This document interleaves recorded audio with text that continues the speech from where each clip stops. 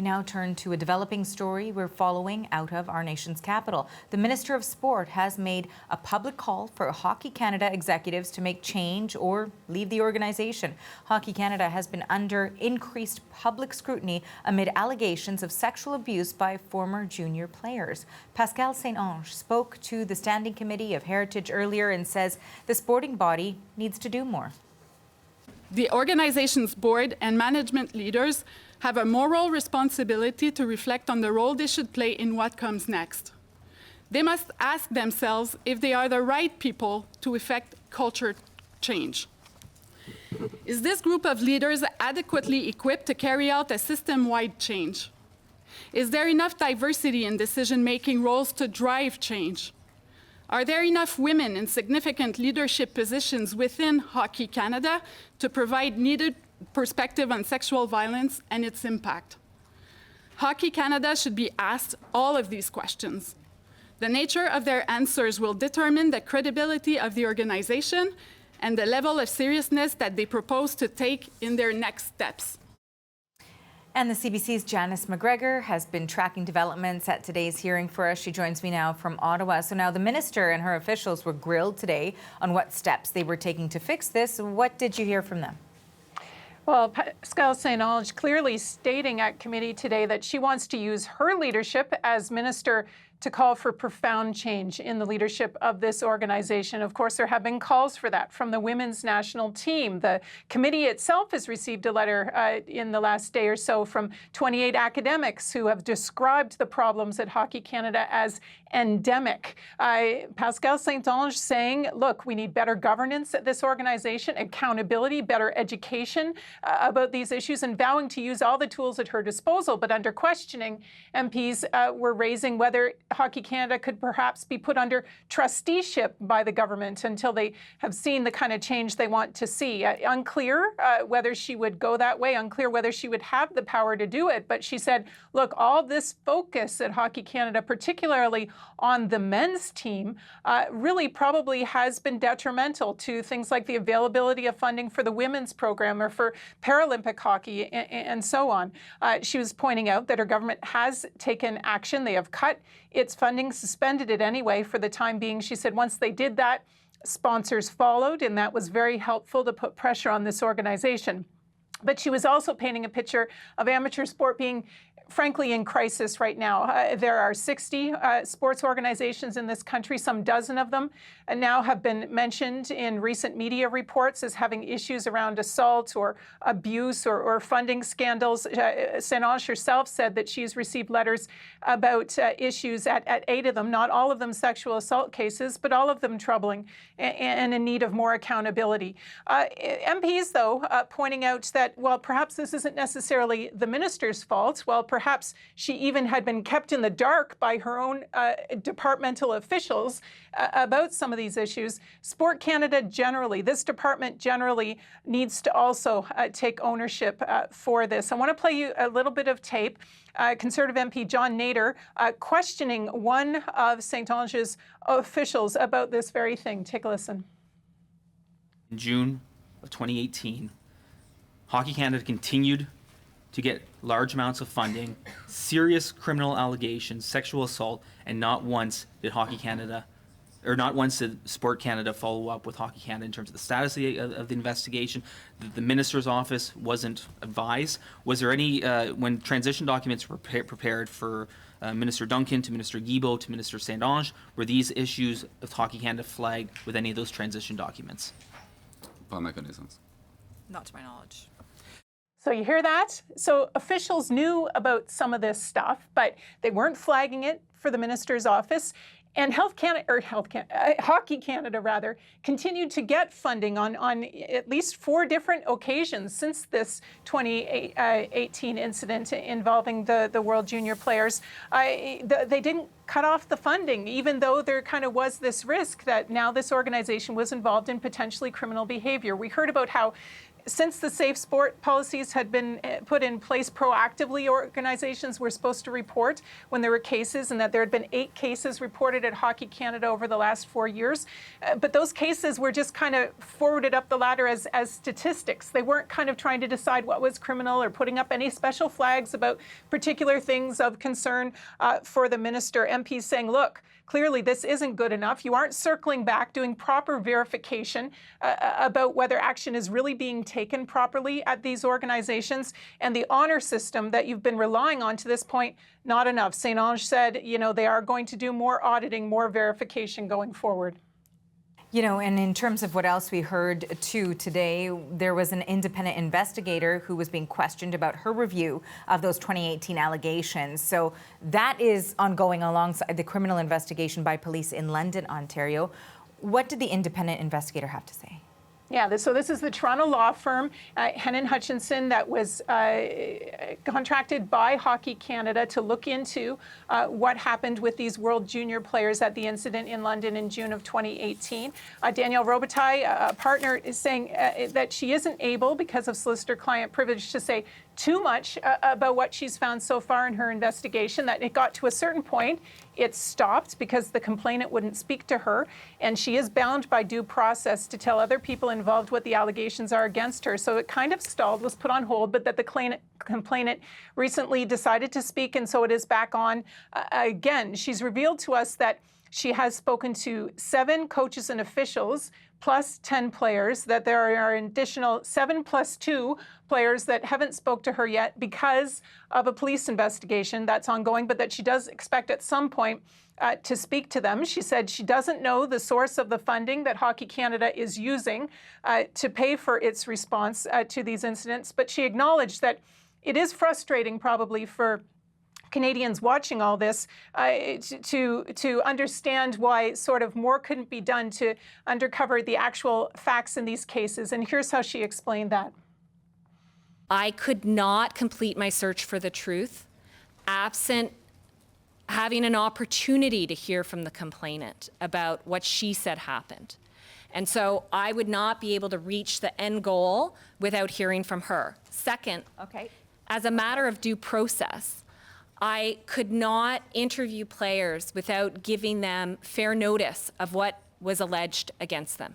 And so it was really those twin concerns that caused me to take the steps I took. I guess for me, uncovering the truth is when the one door is shut, I continue to say, find a window. And I guess if Hockey Canada really wanted to get down to the fact that there was an alleged sexual assault in June of 2019 or 18, they've actually would have wanted to do more and to ensure that any player, any of these players that may have been responsible were going to be held accountable.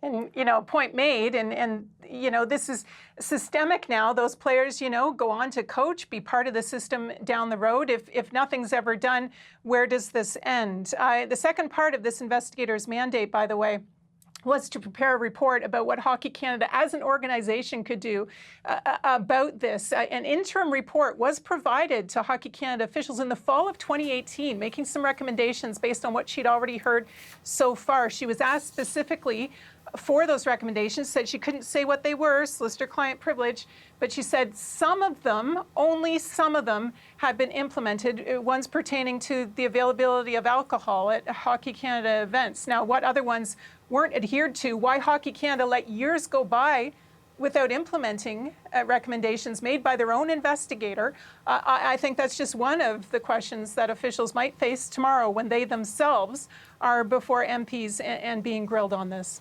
Important questions. Thanks for this, Janice. That is the CBC's Janice McGregor in Ottawa. And we want to stay on this story and bring in Katie Strang. She's a senior investigative writer with The Athletic, and she's been investigating the 2018 incident in London, Ontario, and of course, following today's hearing. She joins us today from Grand Rapids, Michigan. Thank you for making time for us. Thanks for having me. As we just heard, we heard a little bit from the lawyer who was speaking today, from the independent investigator. So why don't we start with what we heard from that third-party investigator and what she had to tell that committee today? Well, we found out a little bit more about the sequence of events once Hockey Canada officials were informed of these allegations and what they did with that information. One of the first calls they made was to Hennon Hutchinson to ask for legal advice. The legal advice that was given to them was to notify the London police. That advice was given to Glenn McCurdy, who was the head of risk management for Hockey Canada at the time. He responded saying that he would need to confer with senior leadership on staff before acting on that advice. Hockey Canada later notified London police around 6 or 7 p.m. that night. But, I think some of the germane details that Danielle Robitaille was able to provide was that, 10 players did cooperate with the investigation. 7 chose not to until the completion of, the London Police Service investigation. She originally interpreted 2 as giving kind of a blanket no to the request, and later learned that those 2 would also defer those until the completion of the London Police Service investigation. I think one of the most relevant things that came out of today's hearing was the implementation of a pretty strong incentive for compliance for those players to now participate. Hockey Canada has said that if any player does not participate in this investigation, that they will be assessed a lifetime ban on any future Hockey Canada related activities. And not just that, but that lifetime ban will be made public.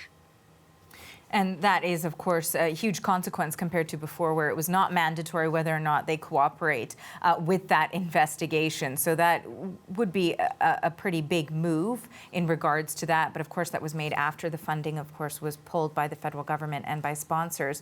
We were also listening to the Minister of Sport today, who I believe it was described as a very passionate sort of piece of testimony or address that she had to make before the committee. What did you take away from Pascal St-Onge's comments?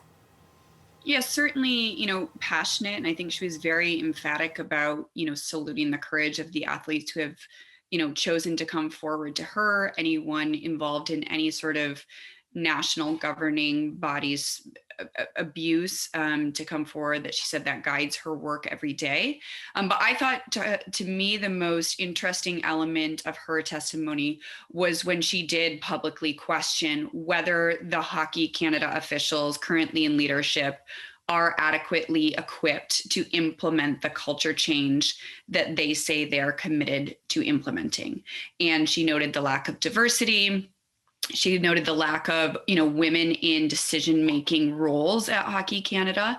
And I suspect we will see more MPs drilling down on those facets, on those avenues of inquiry in tomorrow's hearing. There will be a wider breadth of witnesses, including Hockey Canada officials.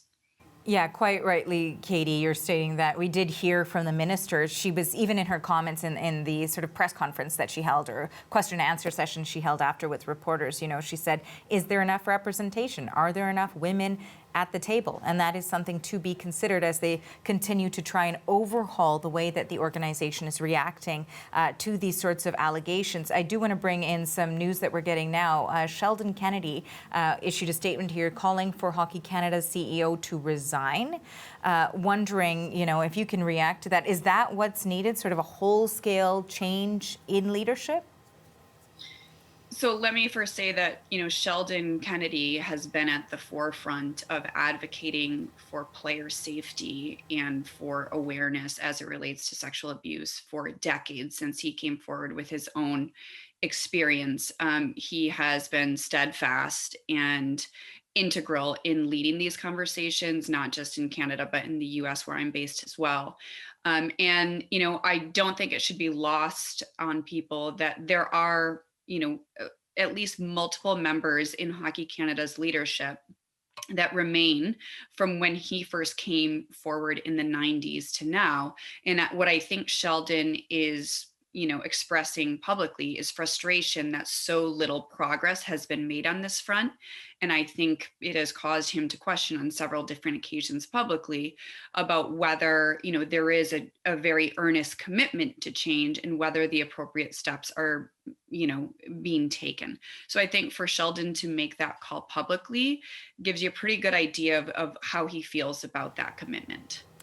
You've covered this, of course, very extensively and investigated those 2018 allegations. We know 2003 allegations out of Atlantic Canada came out recently as well, and those are also being looked into by that jurisdiction of police. Wondering whether or not you expect from all of these investigations, and including, the House of Commons committee, the testimony that we're seeing there, the look that we're getting into all of this now, will actually precipitate change? I think we will see some change. I would say that at the very sort of ground level, the change that I expect to see most is athletes and people who intersect with athletes being more emboldened and empowered to come forward to, speak truth to power and to share, their own experiences of abuse, misconduct, harassment. I think even just the fact that, there is a level of governmental oversight and a real, it seems like, commitment to pursue truth, transparency, and accountability is a heartening one for anyone that is a survivor of this type of abuse.